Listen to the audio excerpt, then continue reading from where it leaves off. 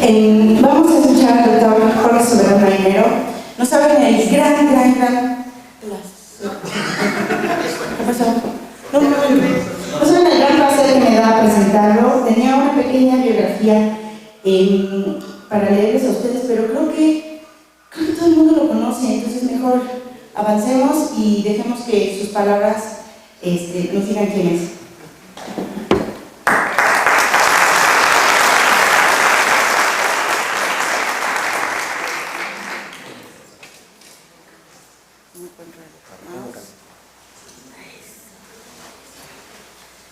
Entonces tienes avanza, retrocede y apuntas con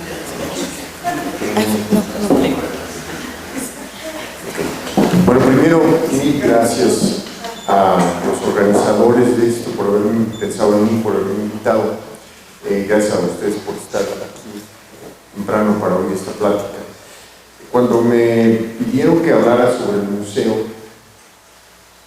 pensé que era un poco, que yo no tengo mucho que decir sobre los detalles de la estadística y de la historia del museo, a pesar de que la he acompañado por mucho tiempo. Pero eso me llevó a reflexionar un poco sobre esta pregunta, porque actualmente vivimos en una época en que domina la ciencia molecular, donde domina las cuestiones de tipo bioinformático, la ciencia biológica moderna, y entonces es una pregunta válida esta de, bueno, ¿para qué sirve estas cosas como del siglo antepasado, ¿no? Y entonces de lo que voy a tratar de hablar. Entonces, si los museos sirven para algo, es parte de una pregunta más general que también es muy pertinente en estas épocas en las que vivimos, que es la pregunta de ¿para qué sirve la ciencia? Y no solo eso, sino si la ciencia debe servir a la sociedad. Esta pregunta es una pregunta que se plantea todo el tiempo, y la respuesta canónica es sí, tiene que servir a la sociedad. Por supuesto, tiene que servir a la sociedad, pero esa es una respuesta muy superficial, porque esto se tiene que ver desde muchas perspectivas y desde muchos puntos de vista. Entonces yo voy a tratar de desglosarla un poquito. Obviamente que sí debe servir a la sociedad, entre otras cosas porque es la sociedad la que la paga.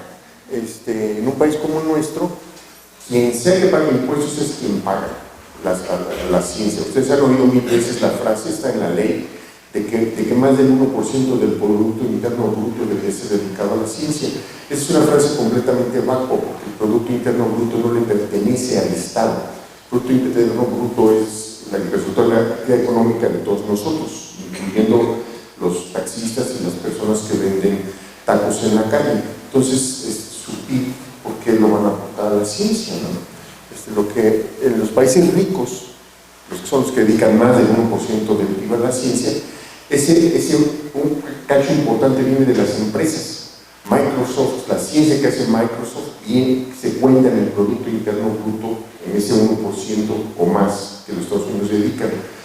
Google, cualquiera de esas compañías grandotas, Monsanto, Bayer, la ciencia que hacen esas gentes entra en esas cuentas, pero aquí en México eso prácticamente no existe, porque el sector privado en México participa muy poco en la generación de ciencia. Entonces, la gente que paga la ciencia en México es quien sea que pague los impuestos. Casi todos nosotros que trabajamos para una institución pública como es la UNAM, pagamos nuestros impuestos, aunque no nos guste, porque somos causantes cautivos, y de ahí sale ese cachito del PIB que finalmente acaba en CONACYT o acaba en los PRIDES o en cualquiera de los programas de ciencia que tiene nuestro país. Entonces, es lógico pensar que esas personas que pagan sus impuestos pues deberían de beneficiarse de alguna manera de esas actividades que nosotros desarrollamos aquí en nuestros cubículos y en los museos. Pero lo que nosotros hacemos a veces es bastante abstracto y bastante oscuro. Aquí hay 3 ejemplos de 3 artículos de 3 mexicanos que son muy conocidos. No voy a decir los nombres, pero miren por ejemplo. Control genético de la morfogénesis de Arabidopsis thaliana. Un análisis lógico. O sea, si yo voy y al taxista o al que vende los tacos le digo, no, me está haciendo un paper bien padre que así se llama, con mi pedacito chiquito de impuestos, pues le va a dar risa, ¿no? Este otro es fantástico, ¿no? Why the canonical algebras. este otro, quién sabe quién lo haya indicado, ¿cómo vamos a justificarle esto a las personas que pagan los impuestos? Un ejemplo extremo de esto son los museos, ¿no? Los museos en el imaginario popular son edificios viejos, llenos de cajones polvorientos, con gente medio loca, que además matan animalitos, ¿no? Cosa que actualmente está muy mal vista, muy mal vista. ¿Cómo es posible que alguien ande matando bichitos, no?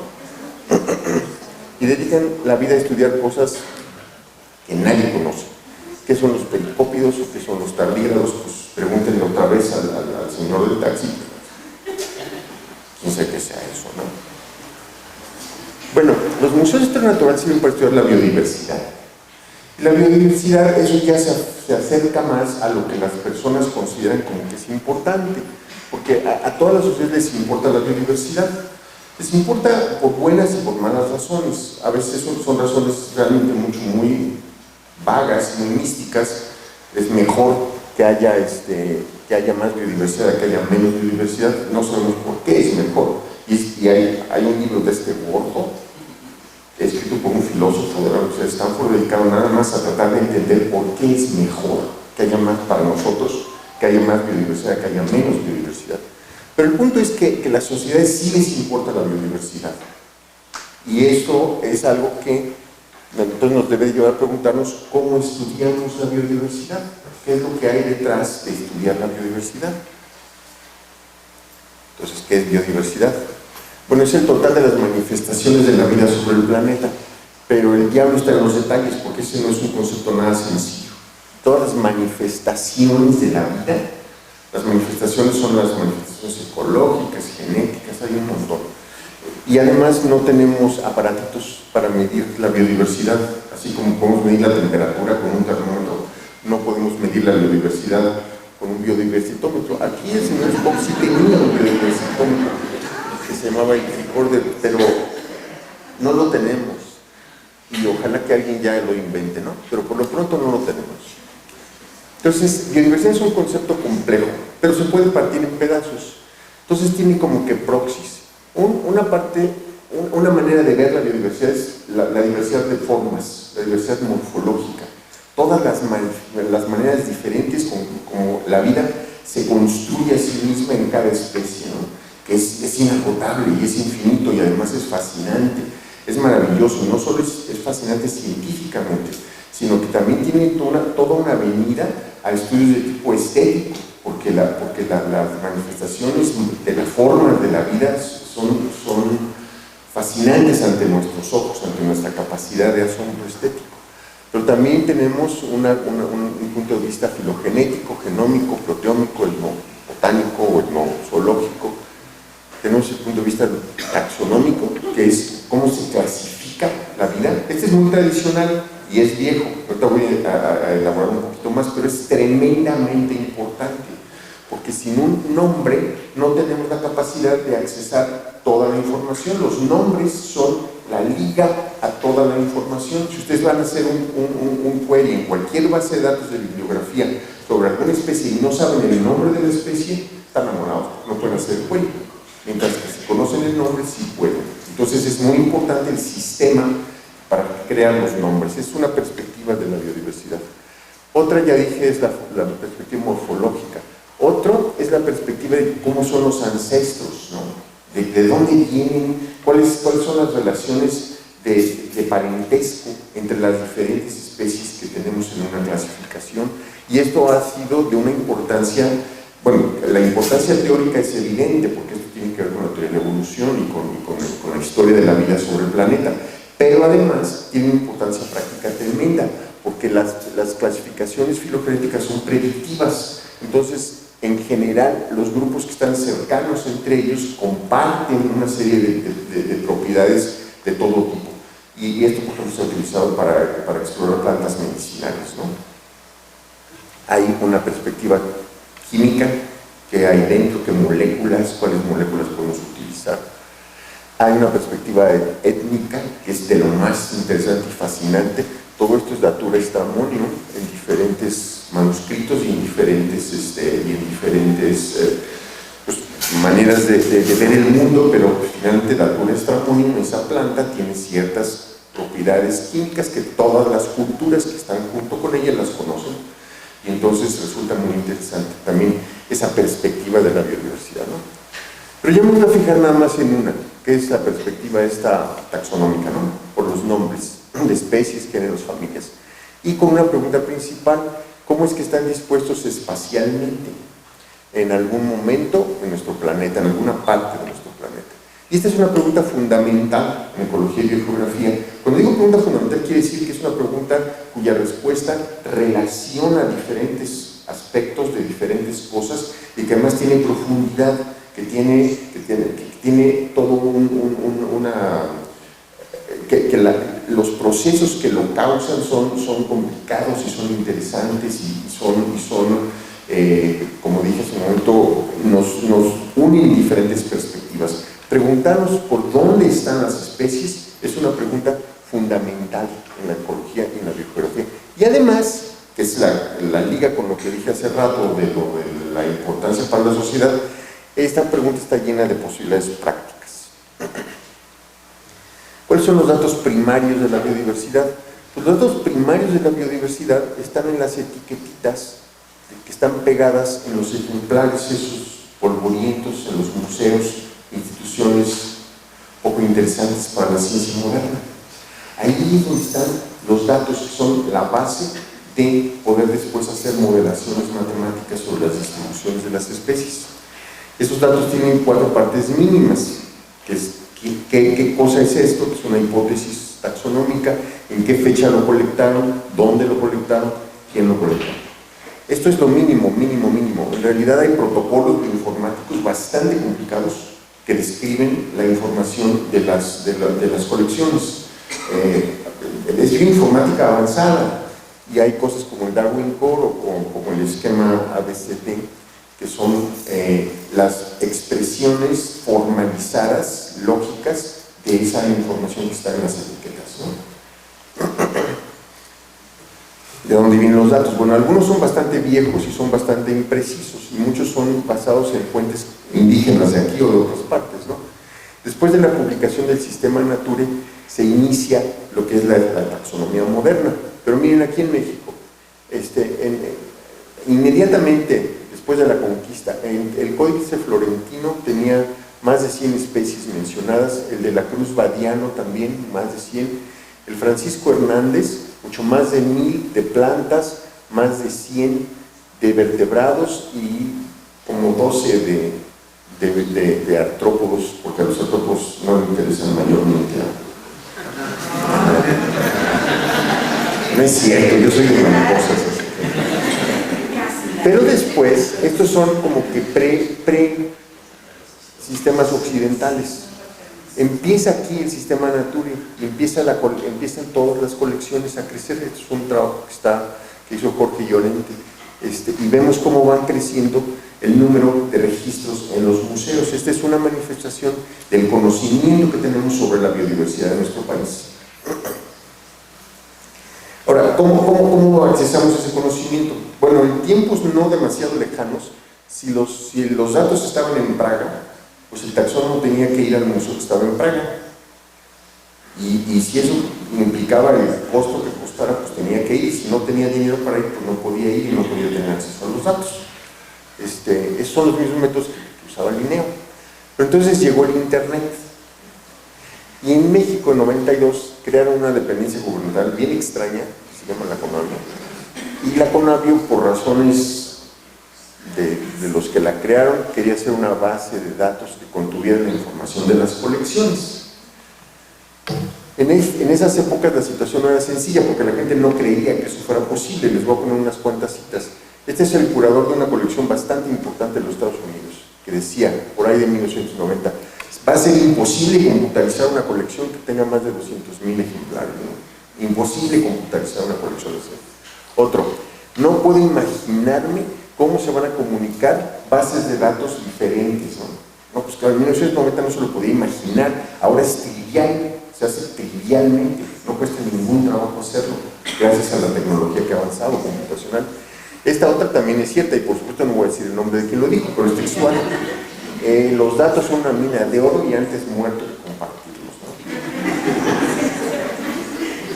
Y esta es una diplomática brasileña que en un foro dijo, compartir datos es una forma de olvidarlos, ¿no? Y eso logró que Brasil durante un tiempo más o menos largo no compartiera datos. Y entonces estaba fuera de toda una serie de avances y desarrollos de lo más fascinantes en bioinformática. Pero algunos museos y colecciones de México decidieron que compartir datos no era mala idea. Entonces en 1993 se juntaron muchos museos de México en Oaxaca a hacer una cosa que se llamó la Declaración de Oaxaca. Y ahí esos museos declararon que México es uno de los países de más diversidad, que esta diversidad es patrimonio de nuestra cultura, que hay un gran conocimiento popular y tradicional, y que mucho de este conocimiento está depositado en instituciones, museos, herbarios y jardines botánicos, y que había que comunicarlas por métodos tecnológicos. Esto fue en 93. Entre estas instituciones estaba el museo, y ellos habían ya iniciado la computarización de las colecciones de aves, de reptiles, anfibios y de mariposas, pero miren, con la intención de compartirlas, que ese es como que el punto que estoy tratando de repetir. Ahí va el beneficio social. Y el museo además tiene una política de obtener toda la literatura científica posible sobre estos grupos. Sin esta literatura, las bases de datos y todo eso no tienen agarraderas conceptuales, entonces es importantísimo también desarrollarlas y tenerlas. El museo desde el mero principio de sus orígenes tuvo una política de toda la literatura, tener acceso a toda la literatura. Entonces eso le daba la capacidad, la computarización de las colecciones y la literatura, proveer datos primarios sobre estos grupos taxonómicos en los que trabajaba el museo. Estos datos acabaron en el Sistema Nacional de Información sobre la Biodiversidad de México, que es el que está organizado por la CONABIO. No es de la CONABIO, pero está organizado por la CONABIO. Estos son los puntos de registros en el Sistema Nacional de Información de Biodiversidad para plantas. Tienen más de 2.7 millones de registros, o tenían cuando yo hice esta cuenta, que ya está un poquito vieja, porque la hice ya la doctora lo está poniendo cara así, doctor Soberón, te quedaste retrasado. Sí me quedé retrasado, pero bueno, esto es del 2017, ¿okay? Y estos son para datos de especies de animales, ¿no? Entonces, el museo contribuye con esta cantidad, igual en 2017, que es cuando tengo los datos, ya seguramente me quedé atrás, ¿no? Pero es esto es en escala logarítmica, estos son logaritmos, ¿no? Entonces aquí es más de cientos de miles, aquí está más de decenas de miles, etcétera, ¿no? ¿Y todo esto para qué? Bueno, hay un montón de cosas que se hacen con este tipo de datos. Hay cuestiones de tipo sistemático, hay cuestiones de tipo taxonómico, hay cuestiones de tipo biogeográfico. Todo esto genera conocimiento que eventualmente se publica, y todo esto va desarrollando la cultura científica de un país. La cultura científica quiere decir que tenemos una actitud ante el mundo que está basado en evidencia, que está basado en argumentos de tipo lógico, que lo que se dice se tiene que probar. Esa es la cultura científica. El opuesto es pues, que lo que diga la autoridad es lo que es lo bueno, o que está basado en lecturas de libros religiosos o cuestiones de ese estilo, que eso es anticientífico.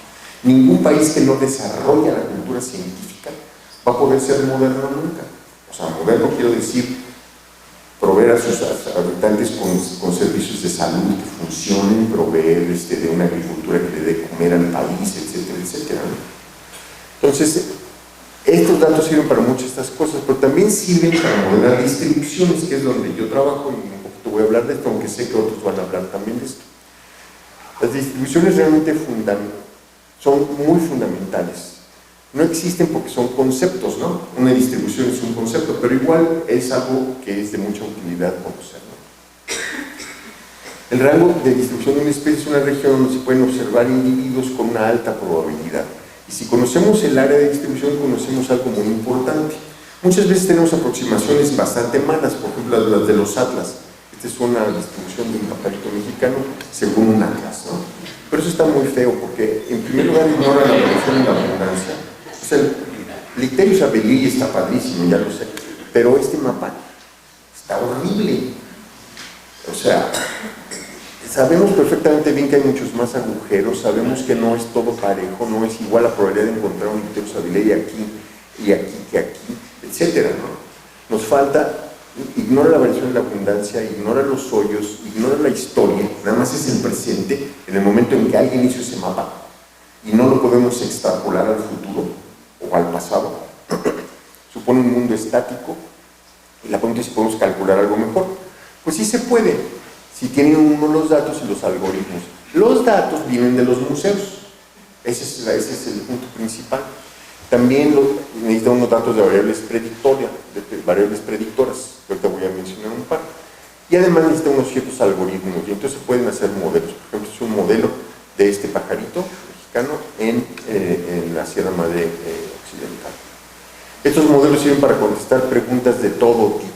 Miren, por ejemplo, Guaiacum sanctum, que es una especie de importancia económica, porque se usa para muchas cosas, tanto medicinal como por la madera, y se exporta, tiene un mercado. Bueno, es importante entonces saber dónde la puedo cultivar. Bueno, aquí hay un mapa de dónde se puede cultivar Guaiacum sanctum, basado en modelación de nichos. Este otro bichito que transmite toda clase de enfermedades, ¿no? Bueno, aquí están los mapas de distribución de esta cosa, que además se pueden animar y los puedo extrapolar y ver cómo se mueven en el futuro y cosas así. O quiero conservar este pajarito, porque puede ser que esté amenazado, entonces necesito un mapa de dónde es donde se puede encontrar el pajarito. Todos estos mapas y todas estas perspectivas vienen de hacer los modelos con estos datitos que están en los museos. Y además hay muchas otras preguntas, no sé, hay 3, pero hay un montón. Por ejemplo, son todas de la vida real, Se debe de permitir la introducción de un polinizador como Bombus terrestris al país. Ese es un polinizador que viene del viejo mundo, que es un abejorro y que es tremendamente competitivo, es una especie muy invasora que en todos los países que ha sido introducido finalmente acaba excluyendo a la fauna nativa de abejas, ¿no? Pero había unas gentes que lo querían introducir a México para poder hacer polinizar jitomates, cuando en México tenemos docenas de especies del género Bombus y se podría perfectamente hacer con especies de aquí, pero lo querían introducir. Entonces la pregunta era para el gobierno, ¿damos permiso o no damos permiso? Otra especie milagrosa, Sinara carbunculus, algo similar, una especie tremendamente invasora, pero que tiene ciertas propiedades útiles en la fibra, y había quien la quería importar a México, donde se iba a escapar con toda seguridad e invadir grandes regiones. Posibles especies invasoras como Cactoblastus, como Tamarix racemosa, esta que es muy divertida, los agaves mezcaleros, para darles denominación de origen. Ya no sé en qué acabó esto, porque esto ocurrió hace varios años y no sé en qué acabó, pero para hacer denominación de origen a los diferentes mezcales había que hacer su determinación regional, y eso se hizo usando modelos de nicho y con datos de museos y de herbarios, datos de estas instituciones que según según la narrativa de la ciencia moderna ya son anticuadas y no sirven para nada, ¿no? Entonces estos datos por lo tanto sí eran útiles, y no solamente para escribir papers, que vuelvo lo estoy diciendo medio en broma, pero el hecho de que un país tenga la capacidad, que tenga escuelas e instituciones capaces de escribir artículos científicos, implica que hay una cultura científica, y esa se permea de maneras que son tremendamente difíciles de medir, pero que son reales. Los alumnos que se acostumbran en la licenciatura a que les dicen las cosas con evidencias, a que ahí están los datos, a que lo que se dice es una conclusión lógica a partir de eso, a que la autoridad no es la que le importa más, sino el peso de sus datos, esa cultura científica es determinante en que un país funcione bien o no funcione bien. Bueno, entonces no solamente para escribir papers o para identificar especies de importancia médica o agrícola o económica, que es otra cosa, actividad tradicional de los museos, o para realizar predicciones filogenéticas. También porque andar prediciendo áreas de distribuciones es de importancia teórica, fundamental. Y en México se ha convertido en un semillero de desarrollos y aplicaciones que se llama la Escuela Guadalupana de Nicho. Y aquí hay miembros de la Escuela Guadalupana de Nicho. Yo no le puse ese nombre, se lo puso Enrique Martínez, es medio irreverente. En fin, en buena medida gracias a que el museo, o más bien los profesores que investigaban en el museo, decidieron que mantener esta tradición de ciencia basada en ejemplares era importante, e invirtieron el tremendo esfuerzo de recopilar literatura, de realizar las investigaciones bibliográficas, de seguir colectando, de seguir yendo al campo a traer los ejemplares, y que fueron pioneros en computarizar. Debo mencionar que el primer pionero fue Arturo Gómez Pompa, pero aquí en la Facultad de Ciencias se realizaron las primeras bases de datos grandes en colaboración, por ejemplo, con investigadores de la Universidad de Kansas. Se realizaron las primeras bases de datos computarizadas sobre la biodiversidad de México. Y además con una idea de que los datos se deberían de compartir públicamente, libremente, usando el internet. El que quisiera que bajar toda la base de datos, la podía bajar. Ahorita se puede hacer así. Yo le doy clic al SMIC y la bajo completa. Y son 10 gigabytes. Y en participar en desarrollo bioinformático para calcular distribuciones. Esto se hizo pioneramente en el museo, ¿no? Y aquí está la liga con esta cuestión de si a la sociedad le sirve de algo o no. La institución puente, que se llama la CONABIO, es la que facilita que estos resultados que están en la academia se transfieran a uno de los múltiples posibles usuarios, que son los tomadores de decisiones, que en el caso de la CONABIO es el gobierno federal. La CONABIO en sí no hace la ciencia se hace en instituciones como la facultad, o como el Instituto de Biología, o muchas otras en México, pero la CONABIO es como que el puente que traduce y que está encima de que, por ejemplo, se hagan los mapas y los mapas le lleguen al usuario correcto, y el usuario correcto los perdió, y entonces vuelve a enviar y estar friega y dando la lata y yendo a la Cámara de Diputados y dando una plática. Todo ese pedazo no lo va a hacer el académico, que no está preparado para eso y además no es lo suyo y pierde el tiempo. Pero hay una institución que lo hace. Pero lo que transfiere, lo que transmite, viene de lo que los científicos trabajan, que normalmente no están pensando en las aplicaciones, están pensando en su ciencia, en las preguntas en las que están interesados, en lo que en ese momento otros científicos están considerando como que vale mucho la pena conocer. Entonces, ¿sirven los museos para algo? Bueno, pues sí sirven. Y han servido en el pasado, y yo creo que van a seguir sirviendo si se les sigue apoyando. Porque actualmente toda la cuestión genómica, que es toda esta cuestión de obtener las secuencias de DNA que están dentro de todas las formas de vida, que es de una potencia científica y tecnológica infinita, se pueden basar en ejemplares, porque es posible obtener el DNA de esos ejemplares que actualmente hay lugares donde ya no puede uno ir a visitar, o ya se extinguieron completamente porque están completamente transformados, y ahí en un museo están los ejemplarcitos que fueron obtenidos tal vez hace 60 o 70 o 80 años, y uno puede obtener el DNA, sacar el DNA de esos ejemplares. Por supuesto, la morfometría geométrica, que es otra área de informática tremendamente viva, tremendamente poderosa, que tiene una capacidad predictiva y descriptiva gigantesca, está basada en los ejemplares. La sistemática molecular, la modelación de nichos, nada de esto se puede realizar sin los ejemplares con su modesta etiqueta, con su nombrecito, sus coordenaditas, bien organizados y de acceso público. Este museo fue creado hace 40 años por científicos mexicanos que estaban interesados en cuestiones fundamentales de biología, como la sistemática, la filogenia y la bibliografía. Estaba orientado a investigar y a enseñar, pero fue pionero en aportar datos que actualmente son de gran utilidad para nuestro país. Y bueno, yo simplemente querría darle las gracias a todos aquellos que lo iniciaron hace tantos años.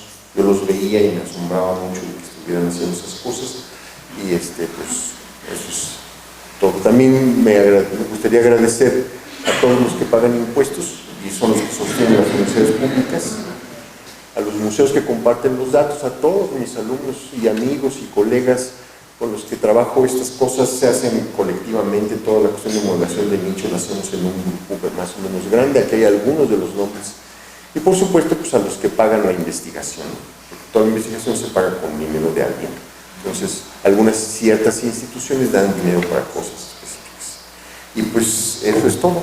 No sé si alguien quiere hacer algún comentario o estén en desacuerdo radicalmente, díganme, ¿no?